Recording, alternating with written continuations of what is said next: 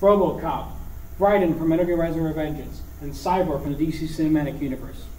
Our visions for the future, and even waifu preferences, have been influenced by fictional characters like these three.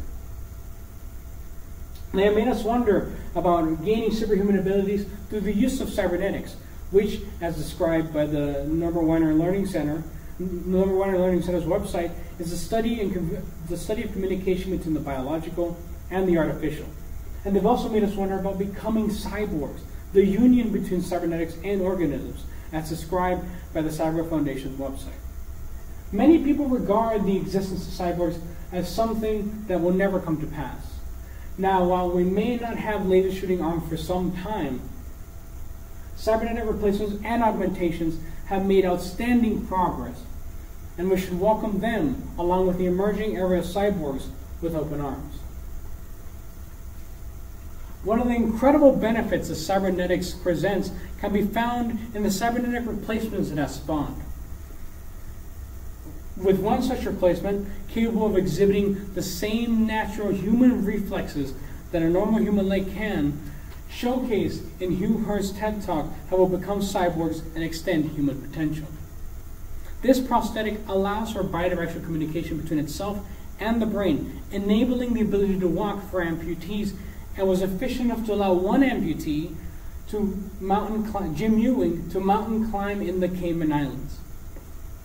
As further developments are made in these cybernetic replacements and cybernetic legs, we may finally realize our dreams of role-playing as Sonic the Hedgehog with extraordinarily fast legs.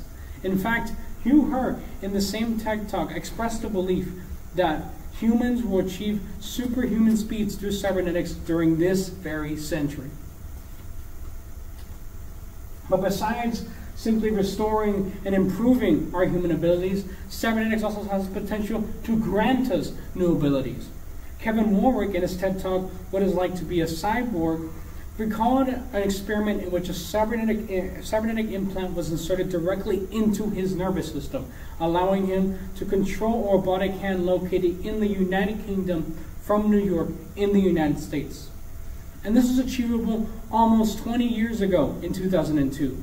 So with how much technology has advanced since then and continues to advance, we may soon find ways to control increasingly larger and complex structures such as Neon Genesis Evangelion mechas, allowing us to become the ultimate cosplay.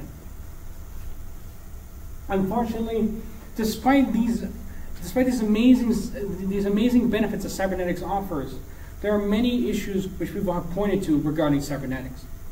One of the most notable issues stems from the possibility that cybernetics may eradicate human identity. Understandably, replacing our human body parts with cybernetic counterparts, with mechanical counterparts, can be frightening, as many of us has deemed these human physical characteristics as essential to who we are. However, if we follow philosopher René Descartes' belief in his book, Meditations on First Philosophy, that the I, the self, and essentially who we are is separate and thus not dependent on the body, then bodily alterations stemming from cybernetics will not alter human identity.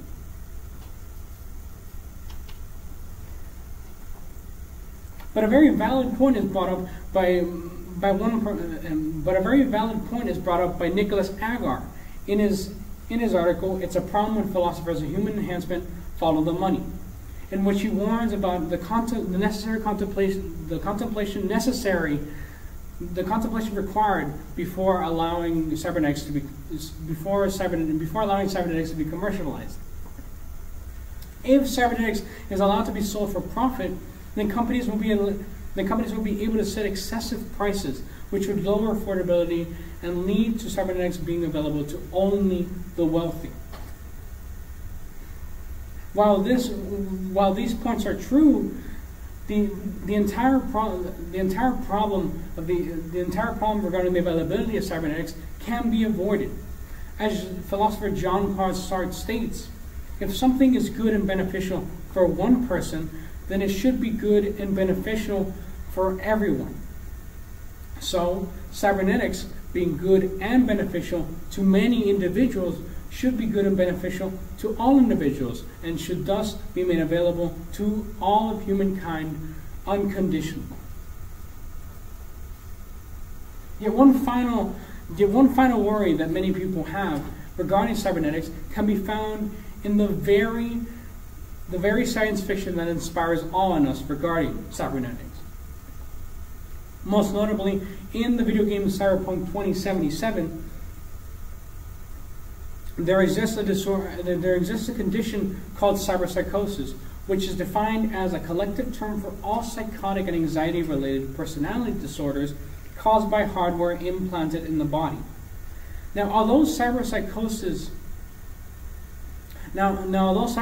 is a fictional disorder, it's seemingly plausible due to our lack of knowledge regarding cybernetics, the brain, and the relationship between the two. But as with the medicine we ingest, the effects that cybernetics has on our bodies can vary on many different things, and not just the simple presence in the body, such as internal susceptibility. Altogether, the complications we imagine a future cybernetics having are incredibly preventable. In fact, are incredibly preventable. And in fact, the various impressive cybernetic technologies already available, along with the improvements they will see in the coming years, paint a bright and promising future of cyborgs, not a disaster.